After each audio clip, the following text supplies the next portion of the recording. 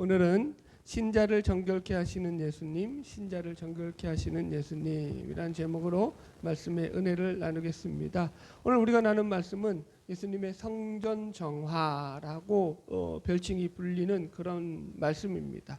예수님께서 예루살렘 성에 입성하자마자 제일로 먼저 하신 일이 바로 어디로 가셨다고요? 성전으로 가셨다고요. 성전에 가셔가지고 지금 본문에서도 나오듯이 예수님께서 여기 보면은 매매하는 모든 사람들을 내쫓으시고 또 돈 바꾸는 사람들의 상과 비둘기 파는 사람들의 의자를 둘러 엎으시면서 내 집은 만민이 기도하는 집이라고 했는데 너희들이 강도의 소굴로 만들어 놓는다 하면서 한마디로 난동을 부리신 거죠. 난리가 난 거예요 지금. 이게 본문에 이제 오늘 우리가 살펴볼 내용인데요. 제가 오늘 본문을 준비하면서 말씀을 준비하면서 이 본문을 어떤 시각으로 바라봐야 하느냐라는 거 가지고 고민을 많이 했어요. 왜 고민을 많이 했냐면 이 본문을 바라보는 시각에 따라서 이 본문의 내용은요 완전히 다르게도 해석이 돼요. 저는 이제 그게 어떻게 해석이 되는지를 알고 있으니까 이게 이제 조심스러운 거죠. 그래서 고민을 많이 하다가 제가 이제 지난주부터 계속 이어왔던 이 왕으로서의 예수님이죠. 그래서 왕으로서 예루살렘에 입성하셨던 이 예수님의 왕으로서의 사역에 초점을 맞춰서 오늘 본문도 해석해야겠다라고 생각을 했습니다. 그래야지만 이제 말씀의 본질에서도 벗어나지 않을 뿐만 아니라 여러분들에게도 말씀에 도움이 되겠다 싶어서 이런 주제를 가지고 오늘도 말씀을 나누려고 합니다. 그래서 첫 번째가 특별한 왕으로 오신 예수님이에요. 예수님께서는요 제가 지난주에도 설명드렸지만 예루살렘 입성하시는데 왕으로 입성하셨다고 했어요. 근데 그 왕이 백마 타고 개선장군처럼 들어오는 그런 왕이 아니라 뭘 타고 들어왔다고요? 나귀 새끼를 타고 입성을 하는 아주 그러니까 특별한 왕이라는 거죠. 그래서 왜 이렇게 하시냐면은 예수님께서 이 땅 가운데 오신 왕으로 오신 목적이 세상을 정복하고 군림해서 세상을 지배하고 그렇게 세상의 정복자가 되시기 위해서 왕으로 오신 것이 아니라 세상에 죽어가는 사람들을 구원하기 위해서, 그죠? 이 세상에 죄로 말미암아 멸망당할 수밖에 없는 사람들을 구원하시기 위해서 자기 몸을 내어주고 우리를 구원하기 위해서 오신 구원의 왕이시기 때문에 이렇게 하셨다라고 제가 설명을 드렸어요. 지금 그래서 본문의 내용도 마찬가지예요. 세상을 구원할 왕으로 오신 예수님께서 이 왕이 제일 먼저 입성하신 곳, 제일 먼저 방문하는 곳이 어디라고요? 성전이라고요. 성전. 그러니까 여기에는 아주 특별한 메시지가 담겨져 있겠죠. 여러분 보세요. 왕에게 제일로 중요한 것 중에 하나가 왕의 이 통치 철학이죠. 왕이 어떤 생각을 가지고 나라를 다스리느냐에 따라서 그 나라가 완전히 색깔이 달라지겠잖아요. 예를 들어 볼까요? 우리나라도 이제 대통령 임기가 5년이잖아요. 그러니까 5년이면 짧은 거예요, 사실은. 그죠? 한 나라를 다스리는데 5년을 다스리고 물러나야 돼요. 그런데 이 짧은 임기 5년밖에 안 되는 대통령이라도 이 대통령이 어떤 사람이 되느냐에 따라서 그 나라의 색깔이 완전히 달라지잖아요. 그죠? 여러분, 우리나라는 더더욱 그러죠. 양쪽으로 나눠져 있으니까. 그러니까 이 대통령, 이 짧은 임기를 다스리는 이 대통령의 그 색깔에 따라서도 이 통치 철학에 따라서도 그 나라가 완전히 흐름이 달라지는데 하물며 이 왕은 뭐예요? 죽을 때까지 그 나라를 통치하는 자잖아요. 그러니까 이 왕이 어떤 마음을 가지고 어떤 통치 철학을 가지고 그 나라를 다스리나에 따라서 그 나라의 색깔이 결정된다고 할 수 있겠죠. 그런데 우리 지금 예수님은 왕으로서 그래서 제일 먼저 그 마음 가운데 관심을 가지고 찾아가셨던 곳이 어디라고요? 성전이다라는 거예요. 그러니까 예수님의 마음속에는 이 성전이 특별한 관심이 있다 없다? 있다라는 게 지금 오늘 본문의 의미이죠. 여러분 예수님은요 이 예루살렘으로 입성해서 처음부터 회당으로 찾아가셔서 사람들을 가르치려고 하지 않으셨어요. 또 죄인들이 있는 세리나 창녀들이 있는 그런 곳에 그들의 집에 찾아가셔서 그들에게 말씀하시지도 않으셨다라는 거예요. 지금 성전을 찾아갔다라는 거죠. 그러므로 우리가 이 성전을 어떻게 해석할 것이냐라는 것은요 이 본문에 있어서도 매우 중요한 부분이라고 할 수 있습니다. 우리는 이 성전을 첫 번째로 예수님 자신이라고도 할 수 있어요. 또 성전을 오늘날의 교회라고도 바라볼 수 있고요. 마지막 세 번째로 성전을 구원받은 하나님의 백성들로서도 해석이 가능합니다. 참고로 요한복음 2장에 나오는 예수님의 성전 정화 사건 내용은 똑같아요. 그러나 시기가 달라요. 요한복음 2장은 예수님의 초기 사역 가운데 하셨던 성전 정화 사건이고요. 지금 본문은 예수님이 이제 십자가에 달려 죽기 바로 그 일주일 전 예루살렘에 입성하신 그 시기에 행하신 성전 정화 사건이에요. 그래서 이 요한복음 2장에 나오는 성전 정화 사건은요, 그 내용이 예수님께서 이 말씀하실 때 이렇게 말씀하셔요. 그러나 예수는 성전된 자기 육체를 가리켜 말씀하심이라라고 해서 이 성전을 자기 육체라고 분명하게 그 요한복음에서는 기록되어 있어요. 그러니까 요한복음에서는 성전은 예수님 자신을 가리키는 메시지로서 선포되어지는 내용이에요. 그러나 오늘 본문에서는 그렇게 해석하면 물론 그렇게 해석할 수도 있죠. 근데 그렇게 해석을 안 하고 저는 이 본문에서 나오는 이 성전을 성도된 우리 자신, 신자된 우리 자신들로 해석을 해서 말씀을 풀어나가려고 합니다. 그럴 때 이제 우리에게 더 많은 말씀의 유익이 있겠죠. 그래서 예수를 믿는 신자들 자신이 살아계신 하나님의 성전이다라는 게 이제 두 번째 오늘 우리가 나눌 주제인데요. 여러분 성경에서는요, 이 성전을 예수를 믿는 신자들 자신이라고 여러 군데에서 말씀하고 있거든요. 대표적으로 제가 두 군데만 읽어드릴게요. 고린도전서 3장 16절로 17절이에요. 너희는 너희가 하나님의 성전인 것과 너희가 하나님의 성전인 것과 하나님의 성령이 너희 안에 거하시는 것을 알지 못하느냐. 누구든지 하나님의 성전을 더럽히면 하나님이 그 사람을 멸하시리라. 하나님의 성전이 거룩하니 너희도 그러하니라. 이렇게 얘기해요. 우리가 하나님의 성전이고 하나님의 성전이 거룩하듯이 우리도 거룩하다라고 얘기하죠. 고린도전서 6장 19절이에요. 너희 몸은 너희가 하나님께로부터 받은 바 너희 가운데 계신 성령의 전인 줄을 알지 못하느냐. 그러니까 우리에게 성령이 거하시는 성령의 전이다. 하나님이 임재하시는 임재의 장소다라는 거죠. 그래서 성전은 오늘날에 뭐 교회로도 많이 비유되지만 좀 더 깊이 들어가 보면은 하나님의 성전이 주님을 믿는 모든 신자들 자신으로 비유되는 것을 우리가 확인할 수 있습니다. 그래서 저는 오늘 본문 말씀을 통해 가지고 여러분들에게 물론 교회 공동체에 주시는 말씀으로도 해석이 가능하지만 우리 성전된 우리 자신들, 신자된 우리 자신들에게 주어지는 말씀으로서 오늘 본문을 해석하려고 합니다. 그래서 그때 하나님께서는 자 그렇게 보면 이제 말씀이 풀어지기 시작하죠.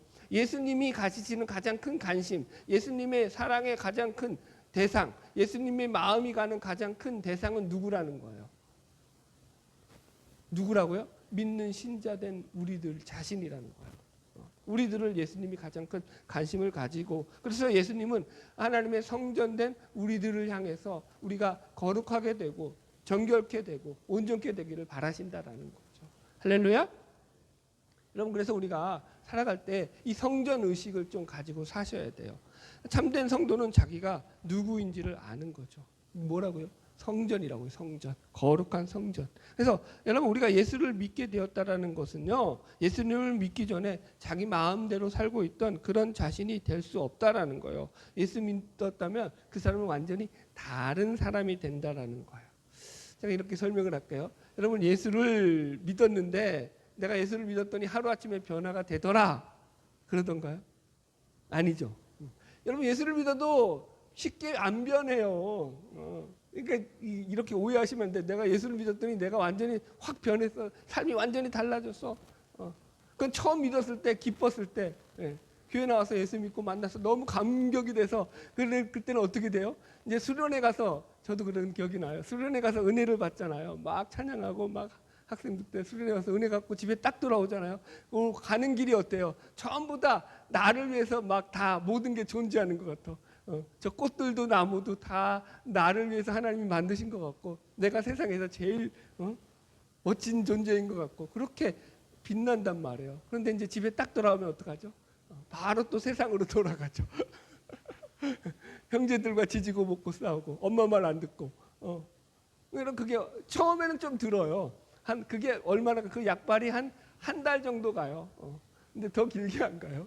2달, 3달 지나면 또 예전 모습으로 돌아가죠. 쉽게 변화가 안 돼요. 예수를 믿는다고. 예. 여러분, 그런데 여기서 변화되는 것은요, 서서히 변화되는 거예요. 그래서 이 변화는요, 예수를 믿고 나서 우리의 전 인생을 통해서 성령님께서 우리를 서서히 예수의 사람으로 변화시켜 가는 거예요. 나는 예수를 믿었는데도 안 변해. 걱정하지 마세요, 여러분들. 하나님이 언젠가는 고치셔요. 여러분 고집이 셀까요? 하나님 고집이 셀까요? 여러분들이 알아서 그걸 생각하시고요. 그래서 여기서 변화되는 데 있어서 초점이 중요하죠. 관점이 중요해요. 나를 바라보는 관점. 그 관점을 어떻게 잡으라고요? 성전의식, 신자의 성전의식을 가지는 관점을 가져야 된다는 거예요. 이제 더 이상 나는 예전의 내가 아니라는 거죠. 내 안에는 이제 성령의 전으로서 성령님이 거하시고 하나님의 임재가 있는 나는 성전이 되었다라고 생각을 하고 살아가라는 거죠. 그래서 내가 이렇게 예수를 믿게 되면은 하나님이 내 안에 임재하고 거하신다는 하나님의 임재에 대한 의식이 생겨나게 돼요. 믿는 신자라면요. 이게 아주 중요하죠. 내가 예수를 믿는데 이렇게 생각해 볼까요? 아직 나는 예수를 믿지만 내가 내 삶 속에서 내 마음 속에서 하나님의 임재하고 계시다. 하나님이 나와 함께 하고 계시다라는 이 임재 의식이 없잖아요. 임재 의식이 없을 수 있어요. 여러분, 교회를 나와도. 그러면 그때는 이제 의심을 해 보셔야 돼요. 내가 예수 믿는 게 맞는가라고요.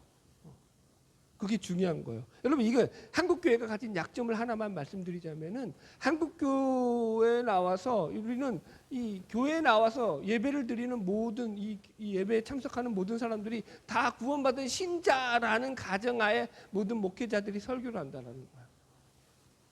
그럼 설교가 어떻게 되는 거예요? 다 구원받은 사람들에게 하는 설교다 보니까 그 메시지가 여러분들 문제가 생기죠. 그러나 실제로 교회 안에는 구원받은 신자도 있지만 아직 구원에 이르는 여정 가운데로 나아가고 있는, 그죠? 신자도 있겠어요, 없겠어요? 있다고요. 모든 신자가 다 모든 신자라고 하면 말이 어폐가 있죠. 교회 나오는 모든 사람들이 다 구원받은 신자는 아니라고요. 그래서 여러분들 교회에 나와서 여러분들 그게 중요한 게 뭐냐면은 복음이 계속 선포되어지는 거예요. 구원받지 못한 이들이 교회에 나와서 말씀을 들을 때 그 말씀을 듣고 예수를 믿게 되는 역사가 계속 일어나야 되는 거죠. 그냥 여러분들도 마찬가지예요. 예배 드렸다라고 나는 신자야. 나는 집사고 권사고 장로고 목사하기 때문에 신자야. 아니라고요. 자 보세요. 로마서 10장 10절에 뭐라고 했어요? 사람이 마음으로 믿어 의에 이르고 입으로 시인하여 구원에 이른다고 했잖아요. 이때 여러분 우리가 마음으로 믿고 입으로 시인하여 구원에 이르는 것이 뭐냐면 말씀이에요. 말씀을 마음으로 믿는 거잖아요. 이해하셨죠? 내가 사람이 말씀을 마음으로 믿는 거예요. 좀 더 정확하게 하면 주님의 말씀. 그죠? 그걸 내가 그래서 말씀을 여러분도 그래서 교회 와서 예배 드리면서 계속 들으시는 이유가 그거죠. 말씀을 들음으로 말미암아 뭐가 생겨나는 거예요? 믿음이 우리 안에서 생겨나는 거예요. 근데 말씀을 제대로 전하지 않으면 보세요. 믿음이 생겨나는 말씀을 들어야 되는데 믿음이 생겨나지 않고 그냥 다 믿음이 있는 것을 가정해서 거기서 설교를 해버리면 여러분 어떻게 되겠어요? 믿음도 없는데 믿음 있는 척 살아가야 되니까 그게 이상하게 돼버린 거죠, 신앙이. 그런 문제가 생길 수 있다라는 거예요. 그래서 여러분들 말씀을 들으면서 예수 그리스도의 복음도 함께 들으시기를 주의 이름으로 축복합니다. 네. 여러분 저는 여러분들이 교회 나와서 아직 나는 구원받는 확실하게 하나님의 임재를 경험하지 못하면서 살아가고 있어라고 할지라도 저는 크게 걱정하지 않아요. 왜 그럴까요? 여러분들이 교회에 나오셨다라는 거, 예배 자리에 나오셨다는 것은 하나님의 어떻게 하든 하나님의 부르심이 있다는 거예요. 하나님의 개입하심, 간섭하심이 있다라는 거 아니에요. 그분의 역사하심이 있다라는 거죠. 그러면 하나님께서 여러분 그 역사 가운데서 하나님이 반드시 여러분들을 향한 뜻과 계획과 목적을 가지시고 하나님의 뜻을 이루어 가실 것을 저는 믿는 거죠. 그 안에서 저는 여러분들에게 하나님의 말씀을 선포하는 거고요. 할렐루야. 자, 그래서 신자의 가장 큰 특징이 뭐냐라고 했을 때는 이거예요. 인생의 목적이 변하는 거예요. 예수를 믿었다고 했을 때 그 사람이 신자라고 했을 때 신자로서 나타나는 가장 대표적인 증상 가운데 하나만 얘기해 주세요, 목사님. 그러면 저는 뭐라고 하냐면 인생의 목적이 변합니다라고 얘기해요. 인생의 목적이 변하는 거죠. 옛날의 목적은 그러니까 예수 믿기 전에 모든 보통 자연인들의 목적이죠. 삶의 목적이 뭐냐면 자신의 꿈을 이루고, 그죠? 행복한 가정을 이루고 자신의 성공과 가정의 평안과 이런 거죠. 안녕 이런 것들이죠. 우리 마음에 있는 가장 큰 바람이죠. 자식들이 잘 되기를 원하고, 그죠? 그러나 이 목적보다 예수가 이제 예수를 믿는 신자로 변화됐을 때는요, 가장 큰 변화 중에 하나가 삶의 목적이 이런 목적에서 하나님의 영광을 위한 목적으로, 자기 자신이 하나님의 성전된 자로서 살아가는 삶의 목적으로 바뀌어지는 거예요. 거룩으로. 아멘. 할렐루야. 자, 그래서 이제 자신이 더 거룩하고 정결한 성전으로 되어 가야 되는데, 여기 오늘 본문의 말씀은 예수님께서도 이 본문의 내용을 제가 예수님의 십자가 사역 가운데서 십자가로 가는 여정 가운데 일어나는 사건이라고 했죠. 그죠? 그러니까 이 모든 사역은 십자가 사역의 예표가 된다라고 했어요. 그래서 지금 본문도 마찬가지예요. 성화 정화 사건이지만, 성전 정화 사건이지만, 이게 요한복음에서 나왔던 예수님의 초창기 사역 가운데 예루살렘 성전을 정화했던 그 사건과는 메시지 차원에서는 완전히 달라요. 거기서는요, 예수님께서 막 노하셔요. 요한복음 2장에 보면. 그래가지고 이 노끈으로 채찍을 만드셔서 막 휘둘리기도 하시죠. 그죠? 막 화를 내시는 장면이 요한복음 2장에 나와요. 그러나 오늘 본문에는 그런 내용이 전혀 안 나와요. 오히려 병자를 고치시죠. 그죠? 그러니까 이 요한복음 2장에서의 동일한 내용을 다루고 있음에도 불구하고 요한복음 2장에서의 성전 정화 사건의 핵심 메시지는 이 하나님의 심판이에요. 하나님이 이렇게 심판하실 거야. 하나님의 공의에 대한 메시지가 거기서 핵심이에요. 그러나 이 오늘 본문에 다루는 이 마태복음 21장에서 나오는 예수님의 이 성전 정화 사건은 예수님의 십자가로 가는 여정 가운데 이루어진 사건이다. 그것은 뭐예요? 우리를 구원하시기 위해 이루시는 일 가운데 일어나는 하나의 사건이다. 어떻게? 우리를 정결케 하시고 우리를 깨끗게 하시기 위해서 행하시는 예수님의 구원 사역의 하나다라고 이제 바라봐야 되는 거예요. 그래서 오늘 본문의 성전 정화 사건은 예수님의 십자가를 통해서 우리를 구원하시고 우리를 정결케 하시는 예수님의 십자가 사건의 예표가 된다라고 제가 말씀을 드리는 거죠. 그래서 이제 본문으로 이제 구체적으로 들어가 보겠습니다. 이 본문에 대한 전체적인 배경 설명을 드렸고요. 첫 번째, 예수님은 우리가 같이 있어 하시는 것을 엎으심으로 우리를 정결케 하셔요. 우리를 어떻게 정결케 하시는가 하면은 우리가 같이 있는 것들을 엎으셔요. 자, 본문 말씀 마태복음 21장 12절을 읽어보겠습니다. 같이 읽을까요? 시작. 예수께서 성전에 들어가사 성전 안에서 매매하는 모든 사람들을 내쫓으시며 돈 바꾸는 사람들의 상과 비둘기 파는 사람들의 의자를 둘러 엎으시고. 예, 예수님께서 이제 성전에 들어가서 매매하는 자들을 내쫓으시고, 그 다음에 돈 바꾸는 자들, 환전상이죠. 환전하는 사람들의 탁자를 엎으시고 비둘기 파는 사람들의 의자를 다 둘러 엎으셨어요. 이 내용을 잠깐 배경 설명을 드리자면은 이 당시 지난주에도 설명했지만 유월절은요 유대인의 가장 큰 절기라고 했어요. 그래서 요세푸스의 기록에 의하면 이때 AD 65년경에 예루살렘에 유월절을 지킨 사람이 300만 명에 이를 정도로 많았다. 그걸 이제 학자들이 다 믿진 않아요. 그러니까 너무 수가 많으니까. 그런데 재미있는 것은 어떤 간에 요세푸스의 기록에 의하면 그런 거예요. 요세푸스가 이런 기록을 해놨어요. 로마의 네로 황제 치하에 있을 때에, 이때에 유대 총독으로 캐스티우스라는 사람이 유대 총독으로 있었어요. 그래서 이 캐스티우스가 이 6월절에 예루살렘에 모여드는 이 유대 민중이 얼마나 위험한 집단인가를 알리기 위해서 네로 황제에게 편지를 써요. 그 편지 내용에 뭐가 나오냐면은 이 네스티우스가 이 대제사장에게 그럼 도대체 너희들 6월절에 양을 몇 마리 잡느냐, 6월절에 잡는 양의 수가 몇 마리냐라고 그걸 갖다가 알려달라고 물어보니까 이들이 몇 마리를 잡냐고 얘기했냐면 이때 잡는 양의 숫자가 25만 6,500마리의 양을 잡았다라고 보고를 했대요. 어. 그리고 보통 유월절 양은요, 한 마리에 보통 한 마리를 다 먹을 수 있는 인구의 수를 계산하는 거거든요. 그러니까 대충 한 10명 정도로 잡아요. 그래서 이때 네스티우스가 네로에게 보고하기를 이 유대인들이 270만 명이 모였습니다 라고 보고를 했다고 해요. 그러니까 어마어마한 숫자죠, 여러분들. 그러니까 이 시절에 일주일 동안에, 6월절이 일주일이잖아요. 일주일 동안에 25만 마리가 넘는 양을 잡는 거예요. 어마어마한 숫자 아니에요? 여러분들? 감이 안 오시나? 여튼 그랬어요. 그러니까 이 양을 엄청나게 잡아대는 거죠. 예. 여러분들, 그리고 여기서 이제 사람들이 사고 파는 양을요, 어떻게 했냐면 그 당시 이제 제사장들이 독점을 하고 있었어요. 그래서 자기들이 파는 양들만 합격점을 주는 거예요. 그러니까 양을 가지고 어떻게 하는 거예요? 매점 매석을 이루었던 거죠. 그리고 여기 두 번째 보면은 성전 안에서 매매하는 자들이 나오죠. 매매하는 자들. 그게 이제 양을 주고 파는 것이고요. 그 다음에 모든 사람들을 내쫓으시고 돈 바꾸는 사람들이 나와요. 이게 이제 환전상이죠.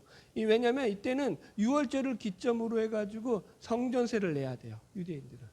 그러니까 성전세를 가장 많이 내는 시기가 언제냐면 바로 이 유월절 시기예요. 그리고 여러분들에게 여러 번 설명했지만 이 성전에 내는 세금은요, 일반 동전이 아니에요. 일반 화폐가 아니고 성전에서 발행한 특별한 화폐예요. 그래서 그걸 갖다가 자신의 돈들을 갖다가 성전의 성전의 성전 금화로 바꿔야 돼요. 그걸 환전을 할 때 뭐가 생기죠? 환율을 갖다가 올리는 거예요. 그래서 제가 여러 군데를 찾아봤는데 정확하게는 안 나오더라고요. 그런데 보통 적게는 5%에서 많게는 12% 이상의, 그죠? 환전세를 받았다는 거예요. 그러니까 얼마나 남겨먹은 거예요? 폭리를 취한 거죠. 그런데 이게 왜 그게 가능했죠? 독점, 매점 매석을 했기 때문에 이게 가능했다고요. 제사장들과 그 당시에 이제 이 종교 지도자들의 암묵적인 허가 하에서. 그러니까 이런 매점 매석과 어떤 독점의 형식으로서 이 당시에 이 유월절에서 폭리를 취하는 사람들이에요. 지금 성전에서 이렇게 장사하는 사람들은요. 그래서 이들에게는요, 사실 이 유월절은요, 엄청난 대목장이에요. 안 그러겠어요, 여러분들? 이때 벌어가지고 평생을 먹고 사는 거죠. 그러니까 이게 얼마나 큰, 여러분들, 중요한 자신들의 생계 수단입니까? 그래서 이들에게 이 대목장은 자신들이 먹고 사는 데 있어서 가장 중요한 것들이었고, 그들에게 다 가치 있는 것들입니다. 이 세상을 살아가는데 꼭 필요한 것이다 라고도 말할 수 있습니다. 지금 그런데 주님은 그러한 자들을 다 성전에서 내쫓으셨다라는 거예요. 그래서 우리는 이제 예수님이 이 행동에 대해서 우리는 메시지를 확인하게 되죠. 우리는 먹고 사는 것보다 더 가치 있는 것들이, 더 소중한 것들이 있다라는 거예요. 하나님은 이렇게 우리에게 소중하다고 여기는 것들을 그래서 엎으실 때가 있다라는 거예요. 우리는 인생을 살아가면서 먹고 사는 것보다 더 소중한 것이 없습니다. 그러나 오늘 본문 말씀에서 예수님께서는 우리에게 먹고 사는 것보다 더 큰 이상이 있다라고 말씀하시는 거예요. 그래서 예수님께서는 산상수훈에서도 너희가 먹을 것, 마실 것, 입을 것을 위하여 염려하지 말고 너희는 먼저 그의 나라와 그의 의를 구하라. 그리하면 이 모든 것을 더하시리라 라고 말씀하신 거죠. 그리고 사도 바울도 하나님의 나라는 먹고 마시는 것에 있는 것이 아니라 의와 희락과 평강이니라 라고 말씀을 했던 것이고요. 여러분, 제가 예전에 유명한 배우였던 이 송채환이라는 여자 탤런트가 있는데 이분의 이제 간증을 잠깐 들어서 은혜가 돼서 좀 소개를 해드리려고 해요. 이분이 예전에 이제 잘 나갈 때죠. 기독교 방송의 사회도 보면서 공개적으로는 대단히 신앙이 좋은 그런 신앙 예수를 잘 믿는 그런 연예인으로서 그렇게 이제 공개적으로 행동을 하면서 그렇게 이제 막 TV에서 나왔던 적이 있습니다. 근데 사실은 간증을 할 때 그게 다 껍데기였다라는 거예요. 그분의 말을 그대로 제가 읽어드릴게요. 사실 저는 하나님보다 돈이 좋았고 하나님보다 사치가 좋았고 하나님보다 유명해지는 게 좋았어요. 그리고 하나님보다 뭐든지 세상의 것들이 좋은 게 많았어요. 그런데 교회에 와서는 하나님이 제일 좋은 척 했어요. 그리고 신앙이 제일 좋은 척 했어요. 저는 그렇게 해도 되는 줄 알았어요. 그래서 예수 믿는 사람이구나라고, 그래도 예수 믿는 사람이구나라고 생각을 했어요. 그런데 어느 날 자기가 모아두었던, 열심히 일해가지고 모아두었던 그 많은 돈을 다 한꺼번에 날려버리게 된 거예요. 그러면서 이제 돈을 잃고 나니까 더 이상 살 소망이 없어지더라는 거죠. 그래서 죽을 결심을 하고, 여러분들, 그래가지고 이제 막 죽으려고까지 하고, 이런 여러 어려운 과정들을 겪어가지고 여러분들 결국 이제 그 마음이 새롭게 된 거죠. 하나님이 자신의 인생 가운데서 자신의 우상으로 섬기던 것을 이렇게 엎어버리심으로 말미암아서, 그때는 죽을 만큼 괴롭고 고통스러웠는데 그 과정을 통해서 이제 하나님이 자기에게 왜 그렇게 하셨는지를 바라보게 되는 거죠. 이 연단을 과정을 지나고 나니까 내가 하나님을 믿는다고 하면서도 나의 욕망을 추구하면서 살았던 것을 갖다가 돌아보게 되고, 이제 하나님께로 자기의 인생의 목적을 변화시키게 되더라는 거죠. 여러분, 하나님의 성전인 우리에게 하나님보다 더 가치 있는 것은 없습니다. 하나님의 성전이라는 것은요, 하나님이 그 안에 임재하고 계신 것, 하나님이 거하신다는 것이기 때문에, 여러분 보세요. 우리 주님은 우리 안에서 하나님보다 우리에게 더 높아진 것을 뒤집어 엎으시는 거예요. 그래서 이게 아무리 우리가 가치 있어 하는 것일지라도 여러분들, 그게 하나님보다 더 가치 있을 수는 없다라는 거죠. 그게 신앙의 가장 기본이 되는 거죠. 자, 우리 13절 말씀을 계속 읽어볼까요? 시작. 그들에게 이르시되 기록된 바 내 집은 기도하는 집이라 일컬음을 받으리라 하셨거늘 너희는 강도의 소굴을 만드는도다 하시니라. 예, 지금 보세요. 예수님께서 너희가 내 집은 기도하는 집이라 일컬음을 받았거늘 이렇게 말씀하셨어요. 이 기도하는 집이 뭐죠? 기도한다는 것은 하나님과 관계를 맺는다는 거예요. 하나님의 임재를 경험하며 살아간다는 거예요. 여러분들, 우리는 늘 하나님과 관계 맺고 하나님의 임재를 경험하면서 살아가는 것이 성전의 본래 목적이라는 거죠.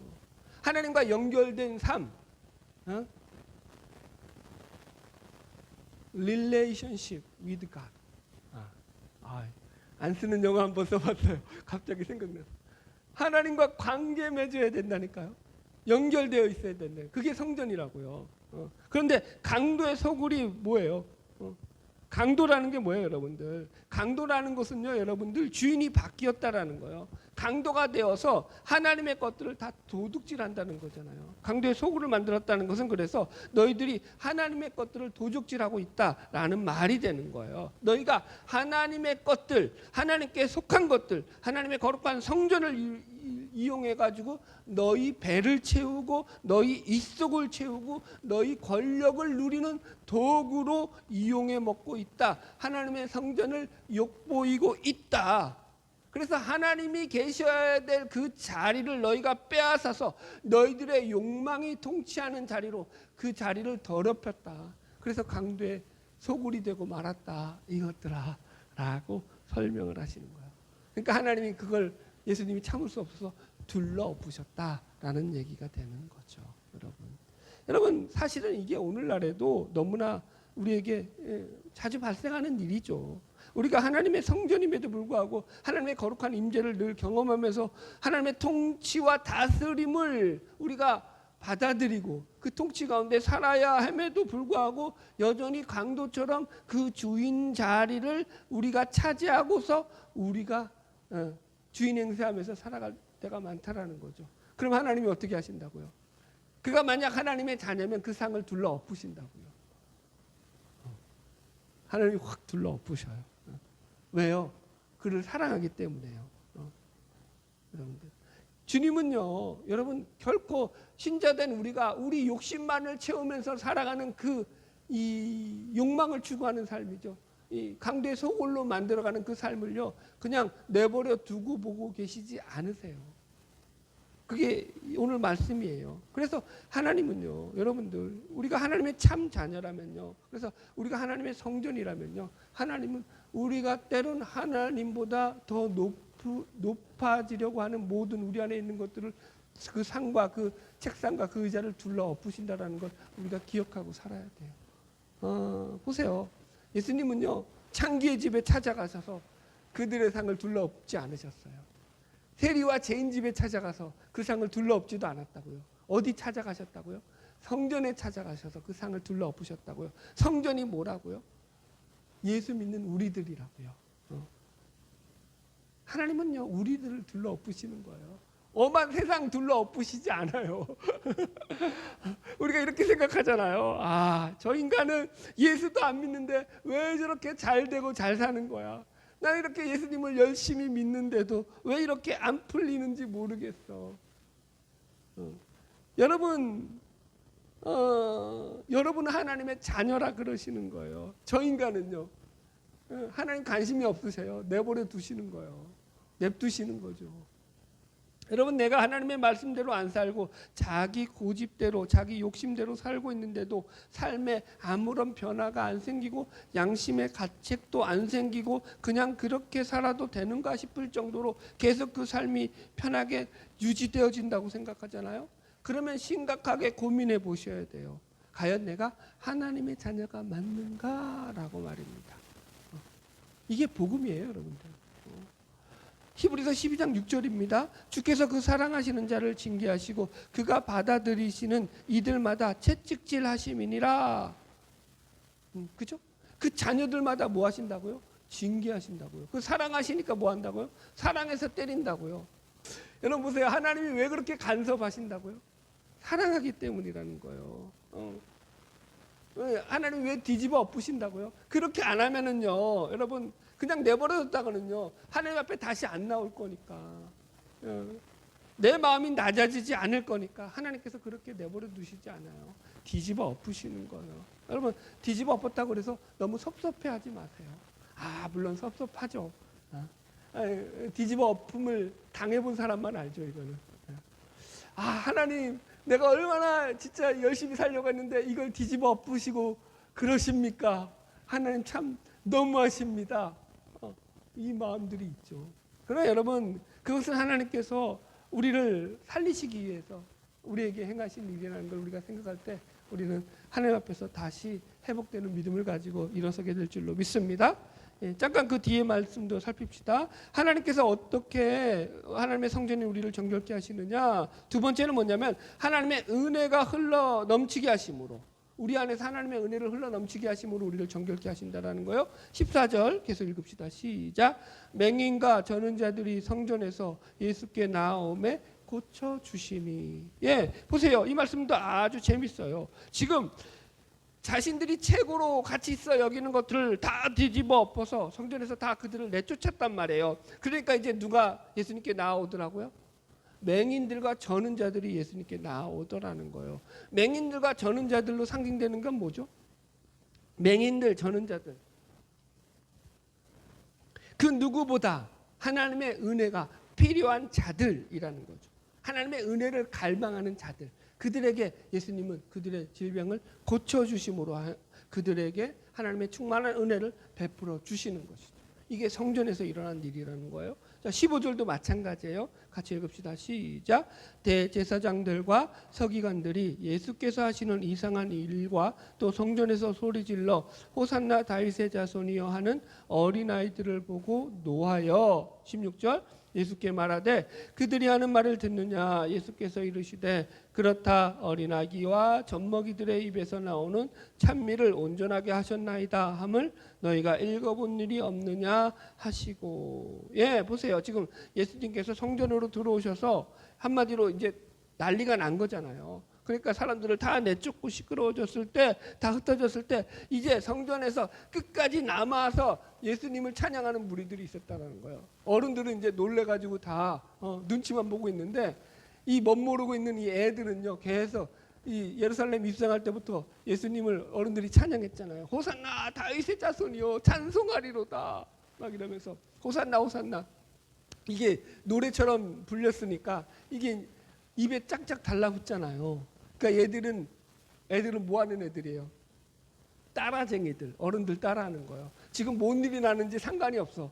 그러니까 지금 뭣도 모르고 계속 호산나 다윗의 자손이 하면서 성전에서 끝까지 남아서 얘들은 찬양하고 있는 거예요. 이게 여러분 정말로 예수님을 높이 찬양하는 목적으로 한 거예요? 그냥 재미삼아서 즐거워서 기뻐서 놀이로 한 거예요? 후자에 가깝죠. 그런데 지금 예수님은 그것조차도 성경의 말씀이 예언된 것으로서 여기 보면은 그렇다 어린 아기와 젖먹이들의 입에서 나오는 찬미를 온전하게 하셨다 함이다. 이게 시편 8편 2절에 나오는 말씀의 예언의 성취로 봐요. 그러니까 이 말씀은요, 시편 8편 2절에서는요, 이 어린아기와 젖먹이들의 찬양을 통해 가지고 하나님의 대적들을 하나님께서 무찌르시고 그들을 잠잠케 하신다는 예언의 말씀에 대한 성취로 나와요. 시간이 없어서 그냥 넘어가지만 여러분들이 찾아가서 한번 읽어보세요. 뭔 얘기예요? 여기 이제 어린 아이가 아니라 아예 이 구약에서 나오는 시편 8편 2절은 어린 아기들과 젖먹이들이라고요. 어린 아기들과 젖먹이들이 힘이 있어요, 없어요? 어린 아기들이 나가서 골리앗과 싸워 이길 수 있어요, 없어요? 그런데 하나님은 그런 어린 아기들, 아무 힘도 없고 아무 능력도 없는 그런 아기들조차 그들을 사용하셔서도 하나님의 대적자들을 갖다가 물리치고 잠잠케 하실 것이다. 무슨 얘기예요? 하나님의 능력과 하나님의 권세와 하나님의 역사가 하나님의 은혜를 구하는 자들에게 하나님이 그 일을 일으키시고야 말 것이다 라는 예언의 말씀의 성취라고요. 이해가시겠죠? 보세요. 여기서 어린 아이들이 등장하는 이유가 뭐죠? 어린 아이가 계속 지금 우리가 마태복음 17장부터 계속 뒤따라오는 게 뭐죠? 어린 아이라는 것은요, 신분적인 그런 의미라고 했어요. 가장 강력한 신분적인 의미 뭐예요? 사회적으로 인정을 못 받는 거예요. 사람으로서 인정을 못 받는 거. 자기 힘과 능력으로는 소셜 포지션을 차지할 수 있는 자들이 없는 자들, 차지할 수 없는 자들. 그래서 하나님의 은혜가 절대로 필요한 자들이 이 어린 아이들로 상징되죠. 이들을 통해서 하나님의 은혜는 계속 흘러 넘치고 있다라는 것이 이 본문에서 지금 주어지는 메시지라는 거예요, 여러분. 그래서 여러분들 이것이야말로 성전된 우리를 하나님께서 참으로 정결케 하시는 방법이라는 거죠. 우리가 정결케 되는 것, 우리가 구원받는 것은요, 우리의 선행이나 우리의 노력이나 우리의 행위나 우리의 공로가 아니다, 이 얘기를 하는 거죠. 전적인 예수님의 십자가의 은혜다. 그 은혜가 우리 안에서 작동할 때에 우리는 어떤 환경 속에서도 세상을 이겨나갈 수 있는 힘과 능력을 얻게 된다. 그래서 여러분들의 신앙이 낙심이 될 때, 여러분 가운데 어떤 시험이 찾아왔을 때, 미혹에 빠질 만한 그런 어려운 문제가 있을 때 반드시 점검해야 될 것은 뭐냐면 여러분들의 의지, 여러분들의 어떤 결단, 여러분들의 노력이 아니에요. 내가 얼마나 노력했는데, 내가 얼마나 애썼는데 나 이거 다시 이겨낼 수 있어, 의지를 다지는 이런 일이 아니에요. 그때는 여러분들 하나님의 은혜를 붙잡는 거예요. 하나님의 은혜 안에 들어오는 거예요. 내 마음속에 하나님의 은혜가 흘러넘치게 하는 거예요. 그래야지 이겨낼 수 있어요. 은혜로 이기는 거예요. 내 힘으로 이기는. 기독교 신앙은 시작도 은혜고 끝도 은혜예요. 그걸 다른 말로 이제 믿음이라고 말하는 거지만 어쨌든 할렐루야. 자, 결론의 말씀입니다. 오늘 우리는 예수님께서 성전을 정결케 하신 사건을 통해 가지고 성전된 우리 신자들을 정결케 하신다라는 것으로서 말씀을 나누어 보았습니다. 예수님께서 예루살렘에 입성하시자마자 성전으로 들어가셨다고 했어요. 왕이신 예수님께서 가장 큰 관심을 가진 게 성전이라는 거죠. 이건 곧 예수님을 믿음으로 말미암아 신자된, 구원받은 신자된 우리 신자들 자신을 가리킨다고 했어요. 예수님의 관심은 지금도 우리들에게 있어요. 저 세상에 있지 않아요. 저 세상에 잘 나가는 사람들, 저 세상에 대통령이라든가 위정자들, 뭐 큰 역할을 하는 그런 자들에게 있지 않아요. 예수님의 관심은 지금도 힘들게 현실 속에서 예수를 믿느라고 열심히 인내하면서 살아가고 있는 저와 여러분, 신자된 우리를 예수님은 불꽃 같은 눈으로 바라보시고 관심하시고 사랑을 하고 계시다라는 거예요. 그래서 예수님은 어떻게 우리를 정결케 하신다고요? 첫 번째, 우리의 가치 있는 것을 갖다가 엎으셔가지고 그 가치를 하나님께로 향하게 하심으로 우리를 정결케 하셔요. 이 작업은 어떻게 일어난다고요? 여러분 하루아침에 다 바뀌어지면 고맙죠. 그런데 그렇게 안 일어나요. 서서히 바꿔가셔요. 그래서 믿음은 곧 인내예요. 지난주에도 나눴지만. 여러분 하나님이 나를 바꿔가시는 거예요. 내 의지가 나를 바꾸는 게 아니에요. 그래서 하나님을 좀 믿으셔야 돼요. 아멘. 하나님 나를 바꾸실 거다. 아직은 내가 내 가치 속에서 나는 내 가족이 더 중요하고 내 자식이 더 중요하고 물질이 더 중요하고 내가 잘 사는 게 더 중요할 수도 있어요. 그러나 여러분 하나님이 나를 바꾸실 걸 좀 믿으세요. 여러분 이렇게 표현할까요? 저도 그렇게 생각했어요 예전에는. 그런데 지금은 그럼 제가 왜 바뀌었어요? 지금도 마찬가지요. 그 생각이 완전히 없는 건 아닌데 하나님의 영광을 위해 살아야 돼. 나는 하나님의 목적대로 살아야 되는 마음이 내 안에 훨씬 더 커졌다고요. 이게 복음이 들어와서 은혜가 들어와서 이렇다고요. 그래서 여러분 내가 정결케 되는 것은요. 결론적으로 우리 안에 은혜가 흘러 넘쳐야지만 가능한 일이에요. 하나님의 은혜를 경험해야 되는 거예요. 아멘. 그래서 하나님이 여러분 어떻게 기도하셔야 될까요? 하나님 내게 은혜를 베풀어 주세요. 하나님 나를 붙잡아 주세요.